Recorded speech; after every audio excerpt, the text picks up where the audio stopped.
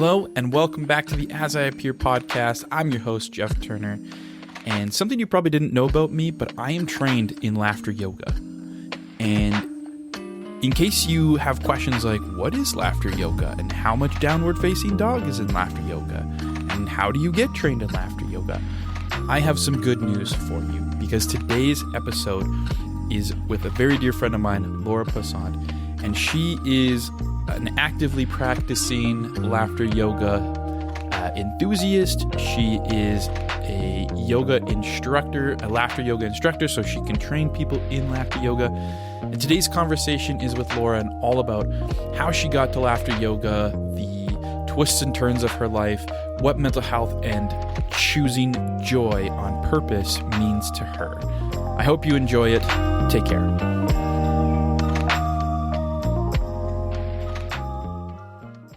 What's your name? What do you do? My name is Lora Pesant, and what do? I do a lot of things, but I do, the thing that's coming to me is laughter yoga facilitator. First, let's start with like how you got there. So where were you born and where did you grow up? And so I was born in Regina, and my parents were quite young when they had me. So my mom was 18, almost 19. My dad was, I think, 20 or so. And my parents had challenges with drugs and alcohol at that time. And so my mom ended up leaving my dad when I was about 3 or 4 and followed my grandparents. My grandpa got a transfer to Winnipeg with his job. And so followed my grandparents there. And we spent some time in a addiction treatment facility for the first little bit in Winnipeg. And then once that was done, then we moved in with my grandparents for a little while. And then my mom got settled with going back to university, and then we got our own apartment and everything. So wow, so you said you were 3 or 4? Yeah. At that age, did you know what was going on? Did you understand? What did the scope look like for you? Yeah, no, I don't think so. Essentially, like I remember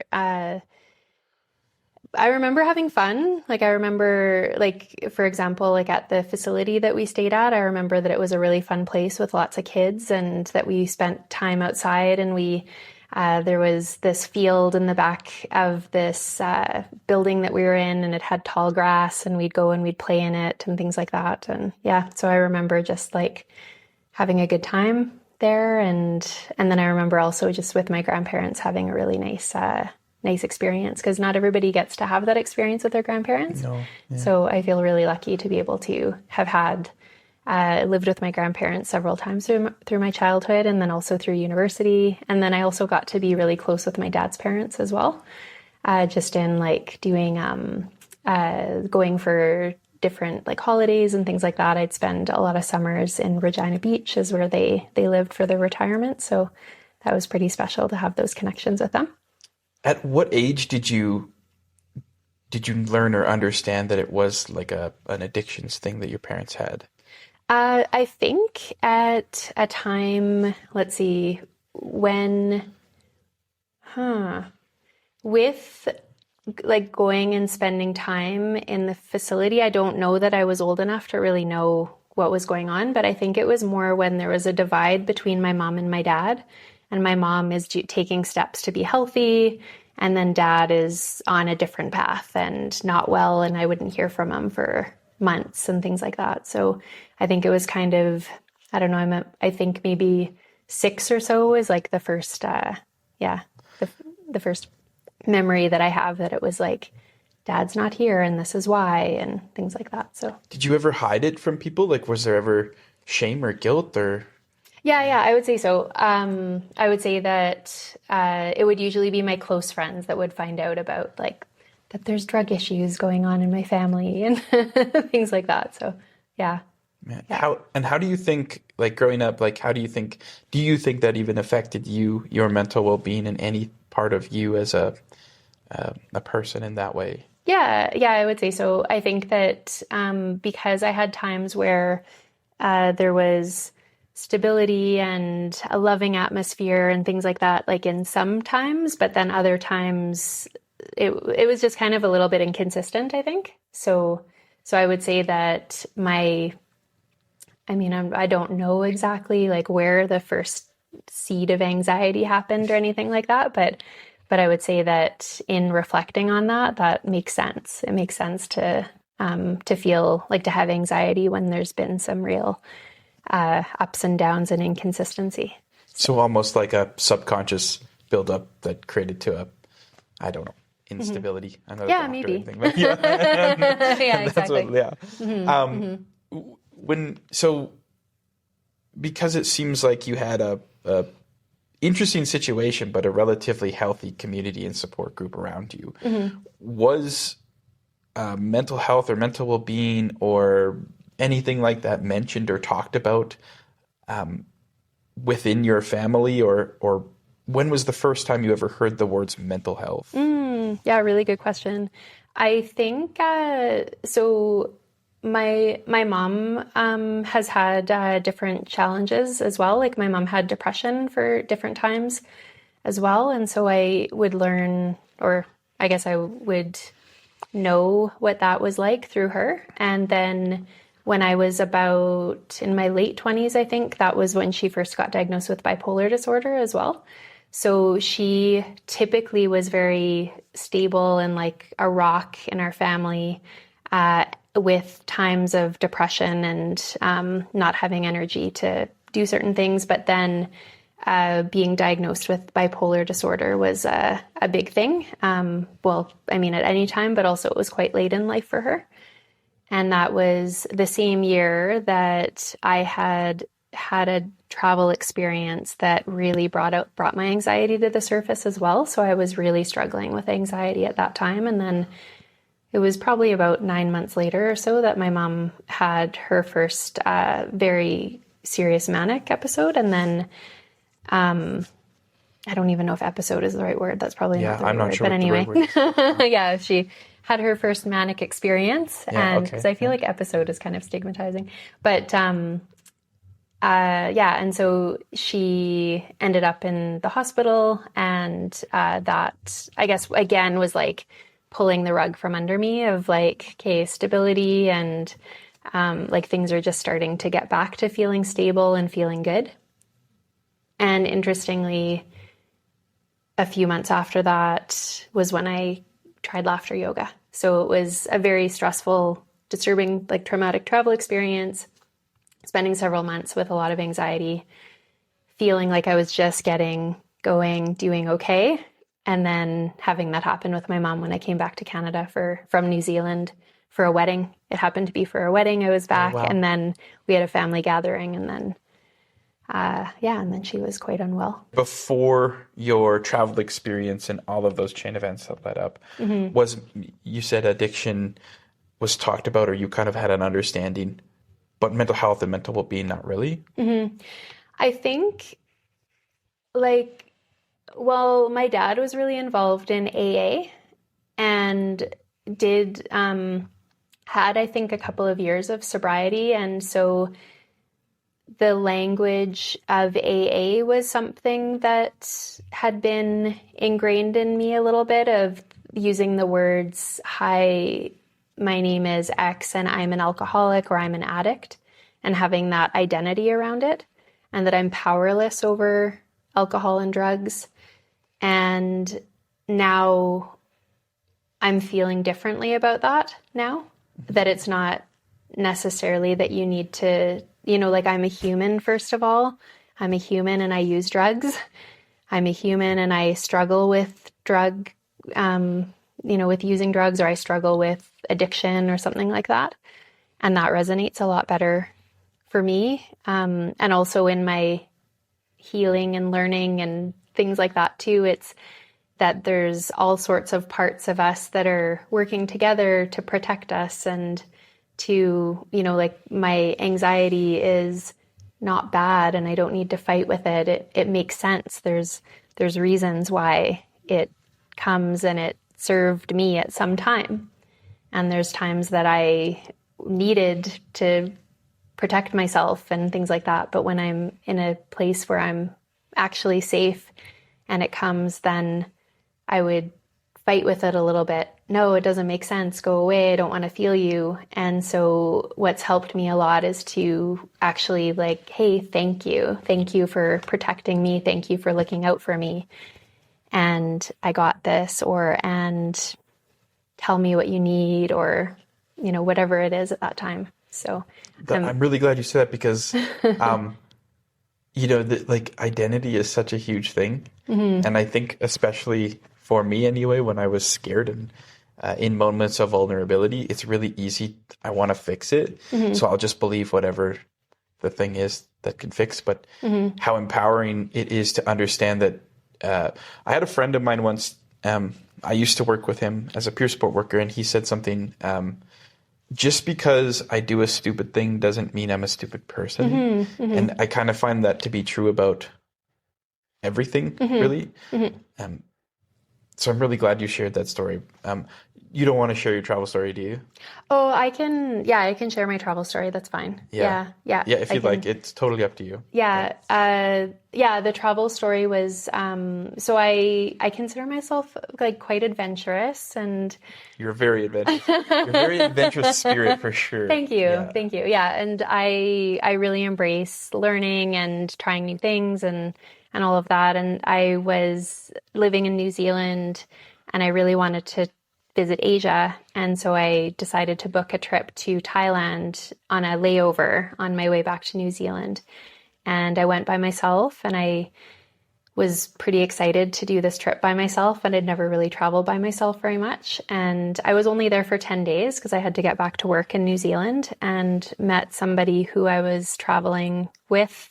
We met just on the airplane, and decided to travel for the first 5 or so days together. And then I went to, like a outdoor party in one of the islands. I'm pretty sure something was put in my drink because I started to feel really weird. Okay. Yeah. And then wanted to go home, back to the hotel. And then I got on a scooter taxi, and the person who was driving the scooter taxi kind of did a sexual advance towards me. And then, and so I was really out of it, and I was in the middle of nowhere. I had no idea where I was, and not speaking the language, and, all the things, just by myself.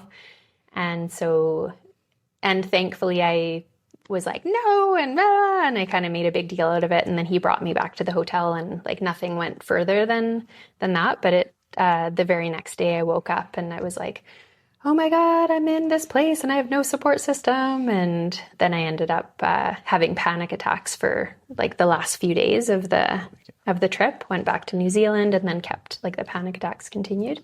Thank you for sharing the story. That's awful. I'm glad you're on the other end. Yeah, thank you. To sort of shift gears, walk me through now. So you have this travel experience. A chain of events happens, and that leads you to laughter yoga. So as I mentioned before, like my first experience into laughter yoga was like on a whim. You invited me. It was never like a calling or something that I've seen over and over and over. I'm like, I wonder if I could do that. What was your experience getting started with? What drew you to it? And because you've been doing it now for 15 years. This will be my 16th year. Wow. So. Okay. So year one, day one, what got you in? How did you see it? How did you experience? Yeah. So the travel experience, although it was really unfortunate, it was also a way that it led me to actually face anxiety and listen a little bit to anxiety, and also do things to take care of myself too. So I can talk a little bit later about another experience that I had with anxiety, but at this point in time, it was more about what is it that's going to help me to feel well, and doing all the things where I get busy and I'm trying to check boxes, and all of that wasn't what would help me feel well, even though it would, I don't know, appease my ego in like all the things I did, I guess. And so I was studying yoga teacher training a couple of years earlier, and I had heard about laughter yoga as just another modality of yoga, and thought, oh, that's interesting, kind of different, but maybe I'll experience that one day. And then it was in 2010 that I had that travel experience, and several months go by and I'm doing all the things I can to feel okay. And then it was October 2010 that I thought, you know what, I actually want to try something to be proactively more joyful. And I remembered yoga, laughter yoga. So I Googled laughter yoga New Zealand. And it was Christchurch, New Zealand. They had a training that was coming up, and it was the October training. So I think it was maybe a week or two away. And so I had just made the timing to join this training, and then went to Christchurch. And I went there it was a 45-minute flight. I flew there, 45-minute flight, and anxiety comes up a lot in my travels sometimes. So the flights are a little bit of a trigger. And so I had to take a lorazepam to fly, to not have a panic attack on the flight. And then when I got there and I spent the weekend laughing, then on the Sunday, so it was just 2 days later on the Sunday, I, of course, kept my lorazepam with me just in case. And I still travel with lorazepam just in case. And but I didn't have to take it. And so I got on, and I felt so good within myself to be able to just know that I had the tools that I needed, and that I had just within me to be able to laugh and to feel good and release all kinds of great hormones, and not have a panic attack on the airplane. Isn't it kind of weird how, like, often something negative, I'm using air quotes for people listening on audio, but something negative is what teaches you the something positive? Absolutely. Okay, so the question, what is laughter yoga? What is it? In the best description, because obviously we could probably do a whole hour and a half on what it is, but in your best description, in your interpretation and perspective, what is laughter yoga? Laughter yoga is intentional laughing. So it's intentionally choosing joy, intentionally making joyful sounds with our breath in order to feel good. And we do it in a group of people. I know for myself, I'm working on this, but when I promise myself things, I don't always follow through. But I know when there's other people that are going to hold me accountable, then I usually achieve my goals more when I have accountability than when it's only myself holding myself accountable. And so laughing in a group together, and also just getting the energy and the mirror neurons that we're developing and empathizing with each other is really powerful. So doing it at a group, laughing on purpose, initiating laughter exercises where we're laughing while we're doing different day-to-day activities, and then it becomes contagious and spontaneous often. Okay, so let me ask you this now. Yeah. My first interpretation when I thought, because you trained me in laughter yoga, and my first interpretation was, when I think of yoga, I come from a very westernized thought that it's stretching and how much downward facing dog and warrior 3 is in laughter yoga? Not a lot, almost nothing. Essentially, yeah. And yoga is so huge as well. Like, if you were to ask one person what is yoga and another person what is yoga, that was actually an exercise we did in the very beginning part of my yoga teacher training, and then at the very end. And there's, like, yoga has philosophy and, yes, the poses and like principles, ways of living, and the yamas and niyamas that are like the way to show up in the world, but then also the way to kind of have self-discipline and reflection on ourselves and all of those things. Like, so there's, like, yoga is so big. Breathing is yoga. Service is yoga. Like, there's so many different types of yoga. So in laughter yoga, it's essentially all about the breath, and extending our exhales is the laughter. And so when we're laughing fully, we're exhaling fully, and then we get new oxygen that comes to our bodies and helps us feel good and energetic and healthy. Something else like that I noticed, I'm sure there's a scientific thing to this, but like it almost felt like a massage for my the inside. We also learned something. Was it the 5 principles? And laughter yoga is based on the 5 principles. Do you remember what they are? Yeah. So it's a unique concept where we don't need jokes, humor, or comedy. It's started by a medical doctor, Dr. Madan Kataria, and his wife Madhuri in India. And I'm not sure if I'm going to get like the exact 5, but anyway, it was started with 5 people in a Mumbai park, and now there's thousands of laughter clubs all around the world. The reason we call it laughter yoga is because it incorporates laughter with yogic breathing, and that helps us to, it brings oxygen to the body and the brain, which helps us to feel energetic and healthy. What is number 5? What is number 5? I can't remember. If I have to, I'll just splice something in there. Yeah. I think getting those 4 covered was good. But okay, so now walk me through, like, for anybody who's interested as a person who is thinking of laughter yoga, what were some of the benefits? Because we covered a lot of them in the training, but there must be a lot of health benefits, and I know a lot of this is backed by science.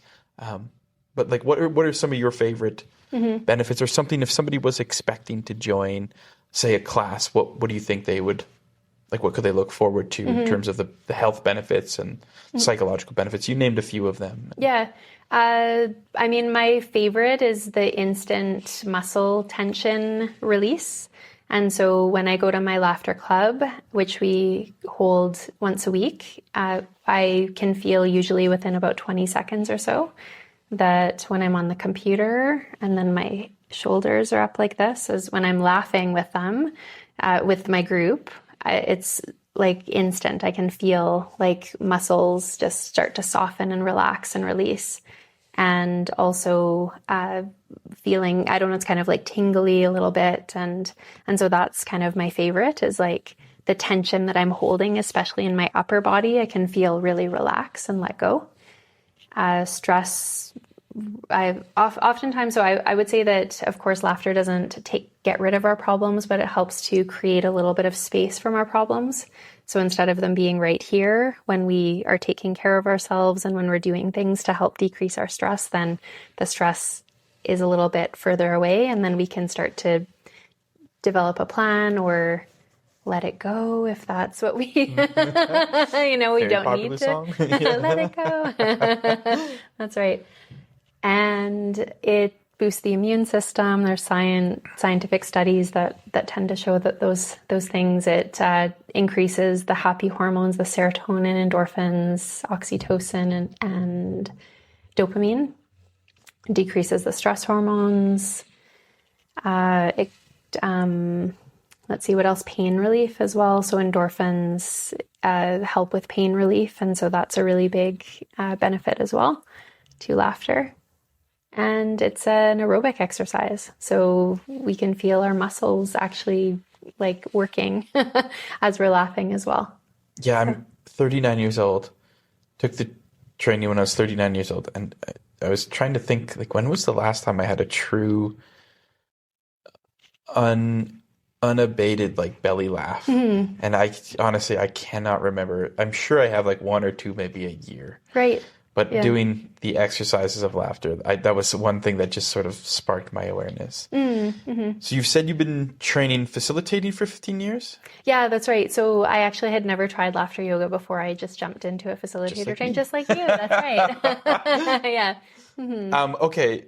What are, like, because... So, okay, once again, just to give a frame of reference, I go to a yoga class and we do downward facing dog, warrior pose 3, these types of things. What is some of your favorite in the 16 years?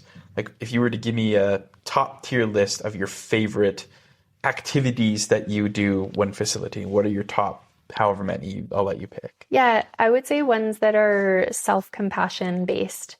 And so ones that are about, so if we're in a group of people, and I'll usually do a series of especially with newer groups, a series of what's funny? I don't know. Let's just laugh. And then we think it's each other. And then actually it's ourselves because we are so freaking awesome.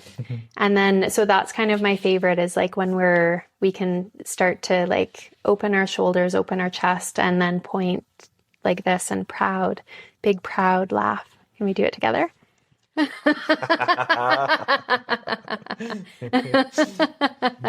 Yeah, there you go.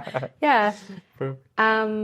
Another one too is when we're celebrating each other. So we have the red carpet laughter, and it's good with a large group. And we did it actually for when you got your certificates, right? Yeah. Yeah. I've done that before. Yeah. And so when people are on the side and then each person takes turns being in the middle, and you can dance and you can wave and, you know, however you want to walk down the red carpet, and we're all your biggest fans. I feel like that is quite empowering. One of my other favorite ones, it reminded me of a kid with the parachute. Yeah. And we did the parachute thing. You brought out the big, colorful, if people can remember, at least when I was going to elementary school, it's like that big circular parachute thing with all the pie pieces of different colors. There's a hole in the middle, I think, right? Yeah. That was a ton of fun. So you've been doing this for 16 years. Now you're training other people. What do you think is, you know, like, do you have a mission statement or a goal? Like, do you want everybody to learn how to do laughter yoga? How do you find the state of laughter yoga? Are people receptive to when they hire you? Because I see you do a lot of things like corporate work and things like that. I've had corporate jobs. No corporate place I've ever worked at would ever hire a laughter yoga, right? Like, that's not like leadership, first aid, you know, conflict resolution training. So how do you find the barrier, or how do people receive you as a facilitator going about essentially your business? Yeah, good question. So I guess I have a few thoughts on that. One is that a lot of the times it's organizations that are quite open in experiencing diverse ways. So I would say organizations that are quite innovative and open and into wellness in general. Another thing is that it's often celebratory times. So it could be a team building day, or it could be a conference or a wellness day or something like that. So it's not necessarily, as much as I would love to go in every Friday and work with the same people, it's often a one-off that I'm doing. And another thing too is that, so actually my degree is in conflict resolution studies. Wow. Okay. So they're like double whammy. Double whammy. And interestingly, like, I find this to be it's proactive conflict resolution in the sense that when we feel good ourselves, that ripples out to other people. And when we feel good ourselves, we're more clear-headed and focused to be able to handle challenges, conflicts, problems that arise. So, so I, again, kind of like a proactive, not necessarily conflict resolution, but it's community building, and it helps to create trust and to create, to bond with people, so that when challenges arise, it becomes, more achievable and, more comfortable, I guess, to be able to talk through challenges and work through challenges. Yeah, I'm really glad you said that. Like, I mean, one of the things, I don't feel like there's, the words I'm going to use aren't the correct words, but something I noticed when I was doing the training was, it's not a forced vulnerability. Like, you weren't forcing me to do anything. But one of the things I noticed, even in conflict resolution and everything, is if you were to take like a step back, a 5,000 foot scope, and look at two people, you can see a human being on the other side, but everyone's jockeying for position. I'm an entrepreneur, so I'm always in like contract negotiations. Like, everyone's trying to negotiate price and negotiate things, and you're trying to give just enough, but you want to maximize all of these things. And I found when I was in the training and I was doing the laughter yoga, there's none of that. And you're in this vulnerable space, and you're sharing this vulnerable moment. So I can see how it can impact businesses, teams, things like that. And it's not like a forced vulnerability where, you know, you're trying to, it's like nothing seems manufactured when you're doing it. From here, what do you think the future of laughter yoga looks like? What's your future in laughter yoga? You know, are you trying to take this thing around the world? Are you trying to make this a life mission goal of yours, or how do you see yourself fitting in? Is this going to be a leapfrog, a platform you can jump from to go to something else? Yeah, really good question. It is a global movement, so it's already around the world. So I don't need to take that on Now you can just jump from port to port and just hang out for a bit. It's so true. Yeah, it is. It is. So I am going to New Zealand next week, and my teacher who taught me laughter yoga, I'm going to meet up with her. Fantastic. And so that will be really cool. I'm actually staying with someone who I met through my laughter club. She comes to our laughter club. She lives in New Zealand, in Napier, New Zealand. And she's invited my family to come and stay with her. So it'll be my first time meeting her in person. So the connections are so incredible with this global community that we have. And then I'm also going to be I'm planning a conference with several people from across Canada and the US. We're doing a conference in Vancouver in September all together. And there's people who have expressed interest from India and I think Germany. Like there are a few people. I have this form that people filled out, and an interest form. And so it'll be an international setting there. And then I'm also going to present at the conference in Turkey, in Antalya, Turkey in May as well. So. And you mentioned a laughter club. This is where people can get together and you're part of one of these. And you told me already, but there are many around the world. Yeah, that's right. Yeah. And these are just places. And who can be in a laughter club? How do you start a laughter club? Anybody can be in a laughter club, and starting a laughter club, you would take the training to be a laughter yoga leader. So you've got some structure and direction and stuff like that in starting a laughter club. It's not hard to become a laughter yoga leader. It's a 16-hour training, so you can do it over a weekend. It's the one you did. That's right, yeah. For anyone out there, it was super easy. It was super fun. Like, I don't know if I'll ever teach a class, but worth checking out for sure. Yeah, for sure. And sometimes people take the training and they don't have an intention of leading, but it's more to deepen their understanding and experience as well, and that works as well. And so our club meets on Sundays at 5 Mountain Time, and it's available to anybody. As I said, it's a global community, so there's folks that come from, Calgary, but also from other places in Alberta and around the world. They come from Calgary. Oh, yes, they come from. Okay, yes, they come from Calgary. As we're filming this interview, we are in Calgary. Yes, we are in Calgary. That's right, exactly, yeah. So there's folks that come from Calgary, and then other places in Alberta, across Canada, and then the United States and internationally too. So we have people, as I said, Wendy from New Zealand, who I'm going to go and visit. Yeah. And people from the UK sometimes come. It's a little bit late for them, but if they're night owls, they could come. And then there's folks from Asia that come sometimes as well. Really cool. I don't have any more questions. Is there anything else you wanted to add?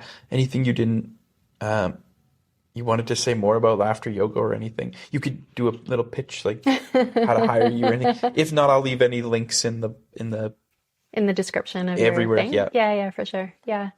I would say that, if anybody did want to hire me, it's adventuresandwellness.ca is the website.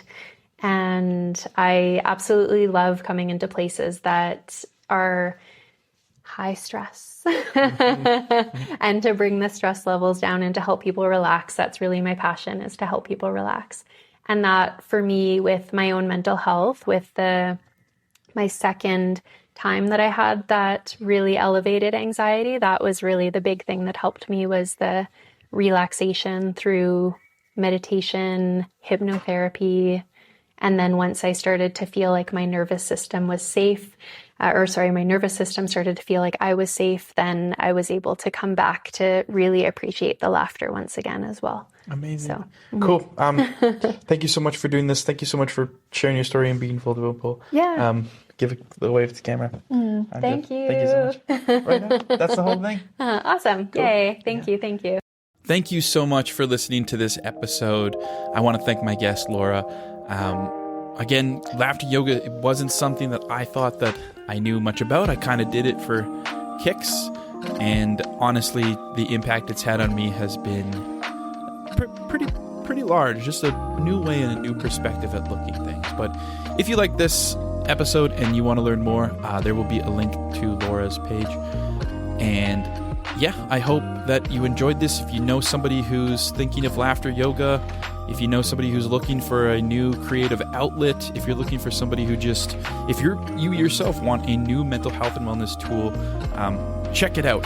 But this has been episode 3. I'm Jeff Turner. Remember to take care of yourself however that looks to you. We'll see you next time.